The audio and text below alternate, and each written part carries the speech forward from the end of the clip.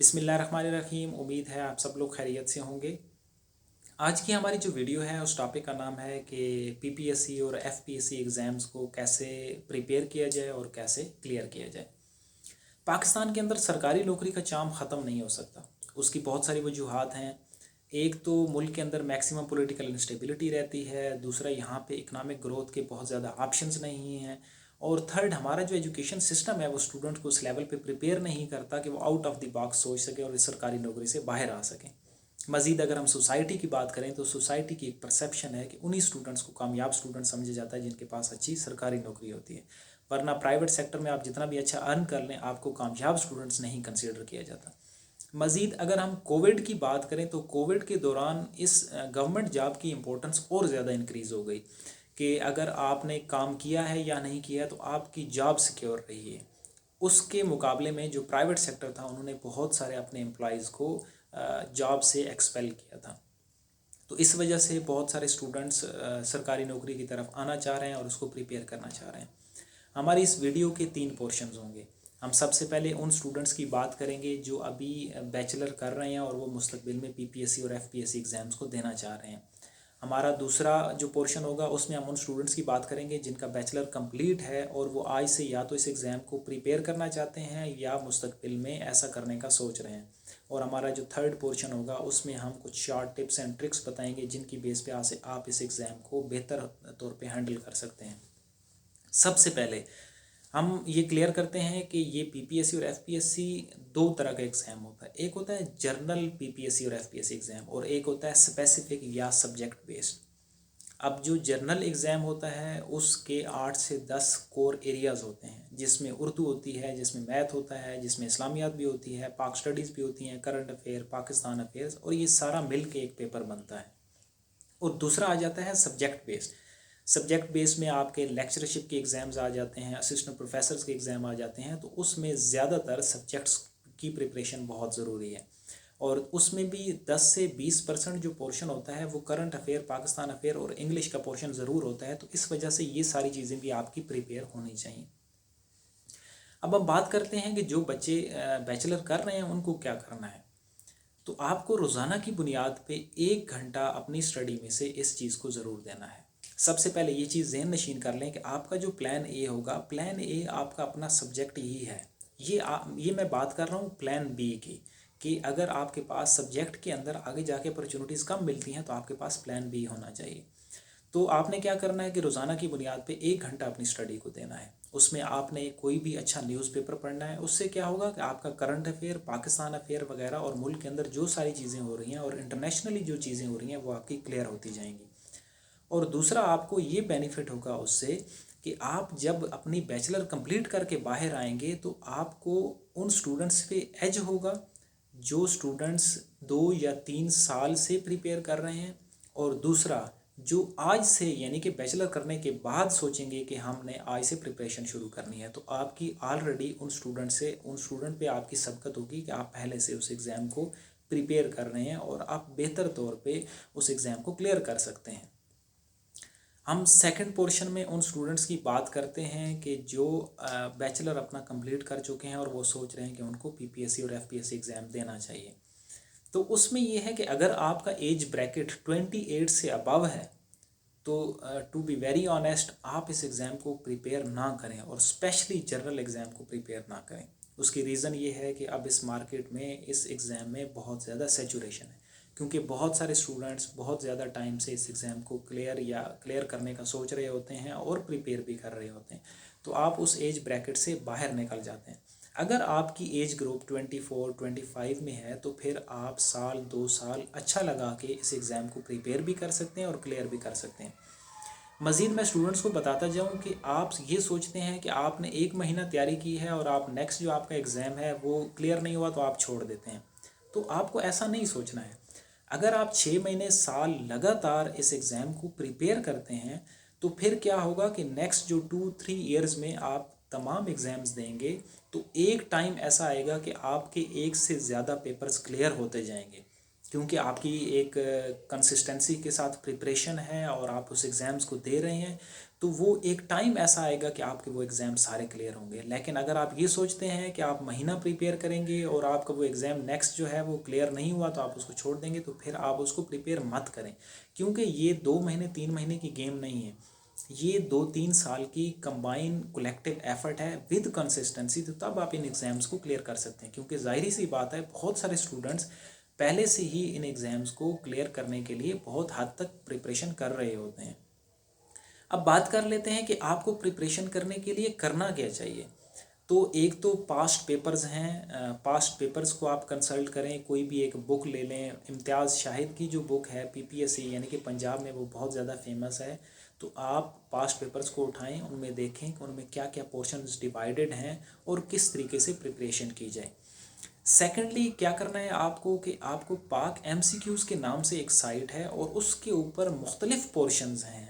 Means उसके ऊपर इस्लामियात का पोर्शन है, पाक स्टडीज़ का पोर्शन है, current affair, general knowledge, mathematics, इन सारी चीज़ों के पोर्शंस हैं।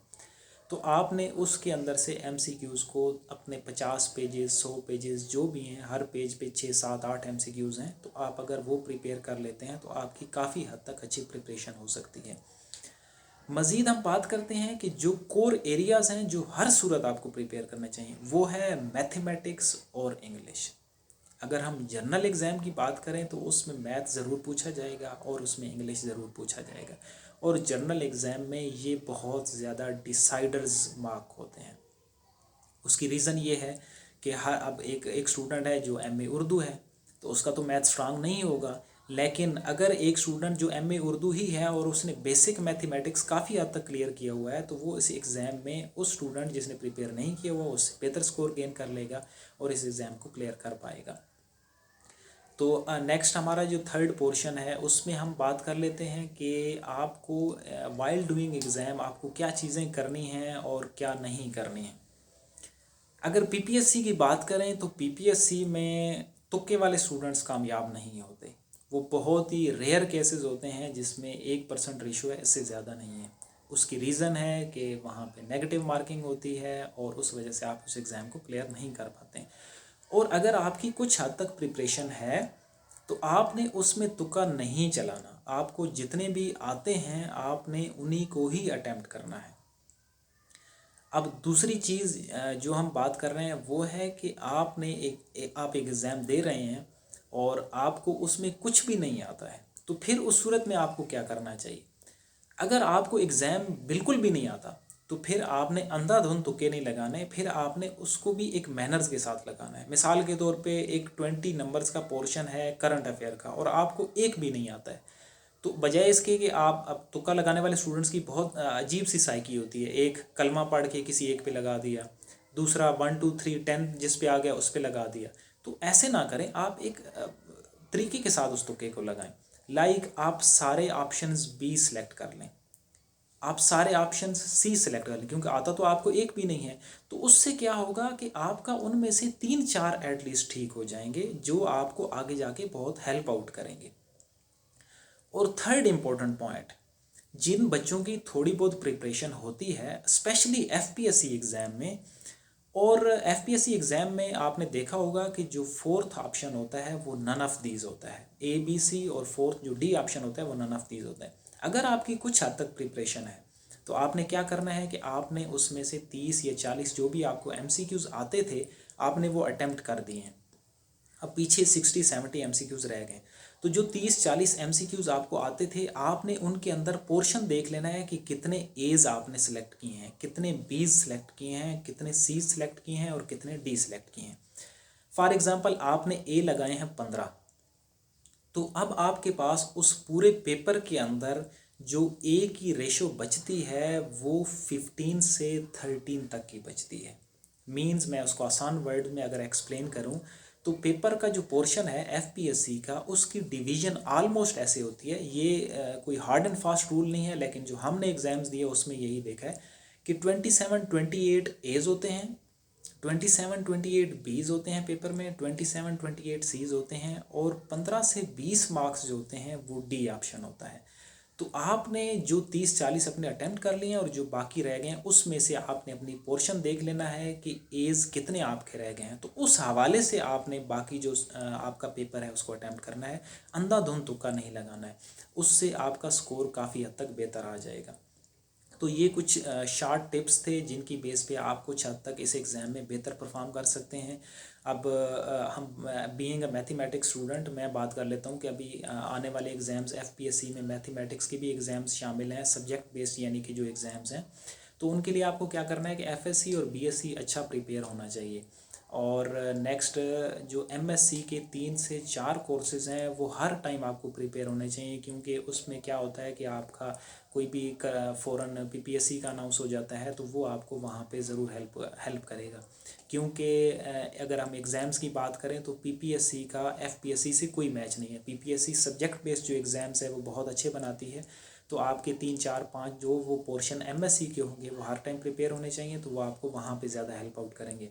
वैसे जो एफपीएससी का पैटर्न है वो अच्छा है एज़ कम्पेयर टू पीपीएससी, क्योंकि ये फेडरल है, यहाँ पे फंड ज़्यादा होते हैं, यहाँ पे लोग ज़्यादा होते हैं। और आप एक चीज़ जहन में निकाल दें और वो है कि सिफारिश होती है, रिश्वत होती है। सबसे पहले आपको बिलीव रखना चाहिए इस एग्ज़ाम को क्लियर करने के लिए। देखिए पाकिस्तान है, यहाँ पे सारी चीज़ें पॉसिबल हैं, लेकिन जो सिफारिश और रिश्वत का पोर्शन है वो सिर्फ 1% होता है, इससे ज़्यादा नहीं होता। वो शायद एफपीएससी में ये भी नहीं होता। आप अपने अगर इर्द गिर्द नज़र दौड़ाएंगे तो आपको बहुत सारे ऐसे स्टूडेंट्स मिलेंगे कि जिनका बैकग्राउंड बहुत पुअर था और वो इस एग्ज़ाम में कामयाब हुए हैं, क्लियर हुए हैं। मेरे ऐसे बहुत ज़्यादा स्टूडेंट्स हैं जो अच्छे सेक्टर्स में उन्होंने गवर्नमेंट जॉब ली है एफपीएससी के ज़रिए, बग़ैर सिफारिश के, बग़ैर रिश्वत के। तो सबसे पहले आपको अपनी मेहनत पे बिलीव करना है। अगर आप मेहनत कर रहे हैं फिर अल्लाह ताला पे बिलीव करें, और अगर आप इंशाल्लाह अच्छी मेहनत कर रहे हैं तो आप ज़रूर कामयाब होंगे। So that was all from my side. अगर आपका कोई क्वेश्चन है तो आप कमेंट में पूछ भी सकते हैं, अपनी प्रिपरेशन का बता सकते हैं कि आप इस एग्ज़ाम को कैसे प्रिपेयर किया या क्लियर किया, और इस वीडियो को लाइक कर सकते हैं। मिलेंगे इंशाल्लाह एक नेक्स्ट वीडियो में नेक्स्ट टॉपिक के साथ।